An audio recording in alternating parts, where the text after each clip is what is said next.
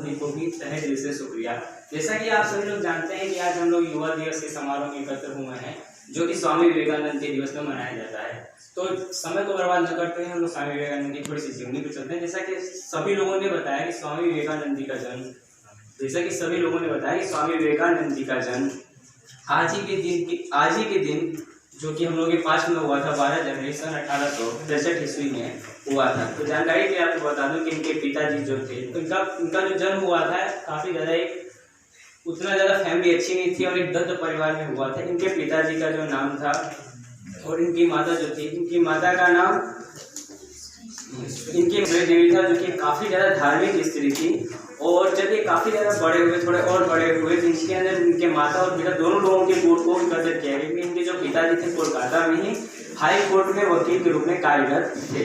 तो जब ये थोड़े और बड़े हुए, इन्होंने अपने जो ध्यान है, अपने ध्यान की तरफ में केंद्रित किया, जिसकी तरफ से आगे चलकर इनकी भेंट गुरु से हुई और वहाँ पर इन्होंने की तरफ भी गए।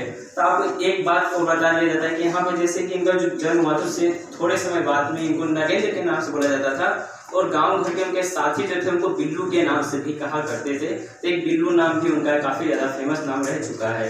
तो आगे चलते हुए जब इस शिकागो सम्मेलन में गए थे तो वहाँ पे इन्होंने जो हमारी हिंदुत्व की भावना है उसमें मतलब कि एकत्र करते हुए अपनी हिंदुत्व की भावना को काफ़ी ज़्यादा आगे बढ़ाने में रखे और वहाँ पर उन्होंने बहुत ज़्यादा न्याय प्राप्त किया। तो आगे चलते हुए जब उनके बारे में तो वहीं शिकागो की कुछ एक दो ऐसी घटनाएं जो मैं अभी आपको बताने वाला, तो तीनों घटनाओं को कुछ इस प्रकार से आप लोगों को बताने वाला। जैसे कि पहली घटना थी कि वहाँ पे 2-3 आदमी है और उनको देखते उनकी वेशभूषा के हिसाब से, तो सबसे पहले अपनी लैंग्वेज में उन्होंने बोला कि why you can not put up the dress with the jeans and pant. मतलब कि उन्होंने पूछा कि आपने जीन्स और पैंट क्यों नहीं पहना है। If you put up the jeans and pant you will like a gentleman. यदि आप जीन्स और पैंट पहनते हैं तो आप सभी की तरफ में एक जेंटलमैन, अच्छे आदमी की तरह दिखेंगे। उन्होंने अपनी भाषा में कहते हुए कहा कि जीन्स और पैंट पहनने से कोई इंसान महान नहीं होता है और हमारी संस्कृति में जो है वो इंसान जीन्स और पैंट पहनने से महान नहीं होता है, बल्कि जो हमारी संस्कृति है, विचार है, उससे वो व्यक्ति महान होता है। तो उसी प्रकार से दूसरा कथन ये था कि दूसरे कथन में जब वो जाते हैं तो वहाँ पे 2 व्यक्ति और आते हैं। तो 2 व्यक्ति और आते हैं जिसमें से एक महिला ने, जैसा कि भी बताया गया है कि एक महिला ने कहा कि I want to marry with you, कि मैं आपके साथ विवाह करना चाहती हूँ। तो उन्होंने पूछा कि इसका रीजन क्या है, आप मुझसे ही विवाह क्यों करना चाहती हैं। तो उन्होंने कहा कि आपके अंदर मैंने जो धैर्य देखा, शक्ति देखा है, उससे मैं बहुत ज़्यादा प्रेरित हो गई, इसकी वजह से मैं आपसे विवाह करना चाहती हूँ। तो उन्होंने बोला कि जिस प्रकार से आप विवाह करना चाहती हैं मैं उसके पुत्र हूँ नहीं और मैंने ये सब त्याग दिया है, सो ये मैं आपसे सब कर नहीं सकता, लेकिन हाँ मैं आपका पुत्र बन सकता हूँ। यदि आप पुत्र प्राप्ति के लिए ही शादी करना चाहती हैं और आप मुझे अपना बेटा माने तो मैं आपको अपनी माँ मान सकता हूँ। तो आगे चलते हुए तीसरी लाइन में 2 व्यक्ति आए, जहाँ पे सबसे पहले आते हुए उन्होंने उनकी वेशभूषा को देखते हुए कुछ अपनी भाषा में बोले कि हाउ आर यू। तो उस समय उनका जवाब करते हुए अपने हाथों को मोड़ते हुए नमस्ते करते हुए उन्होंने नमस्ते का किया। लेकिन उन्हीं 2 महान भावों में एक ऐसे भी थे जिनको कुछ हिंदी का ज्ञान था, तो हिंदी ने उनसे पूछा कि आप कैसे हैं। तो उन्होंने इंग्लिश में जवाब दिया कि I am fine thank you and how are you.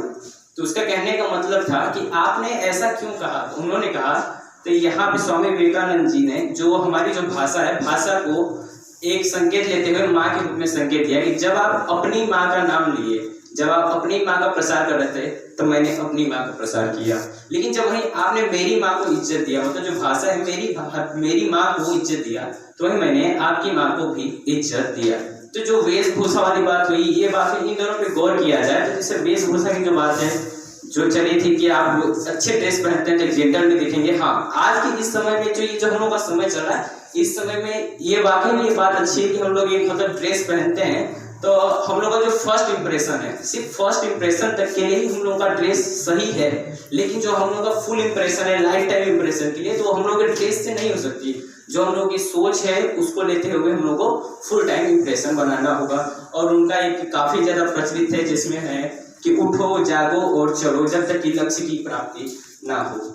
तो हम लोगों को इसी चीज़ का संयम रहना चाहिए, ये कार्य करना चाहिए। यहाँ तक हमारे जो रविन्द्रनाथ टैगोर जी हैं उन्होंने भी कहा है कि हमें अपने जीवन में स्वामी विवेकानंद जी के विचारों को करना चाहिए, उनसे कुछ प्रेरणा लेनी चाहिए, सीखनी चाहिए। तो उसी के साथ में अभी कुछ कहने वाला हूँ, जिसको आप लोग भी प्लीज उसी चीज के बाद रिप्लाई करें, जिस चीज को मैं बोलता हूँ उसी को आप भी बोलें। सो आप लोग तैयार हैं? सो टारगेट स्टडी, थोड़ा जोर से, target study and do something better than another again. इसका मतलब ये है कि हम लोग के जो जीवन का उद्देश्य है, टारगेट स्टडी मतलब कि टारगेट जो हम लोगों का क्या है, शिक्षा है, और कुछ और लोगों से बेहतर करने का हम लोगों का प्रयास होना चाहिए। जरूरी नहीं है कि हम लोग के शिक्षा का उद्देश्य क्या है कि सिर्फ नौकरी पाना।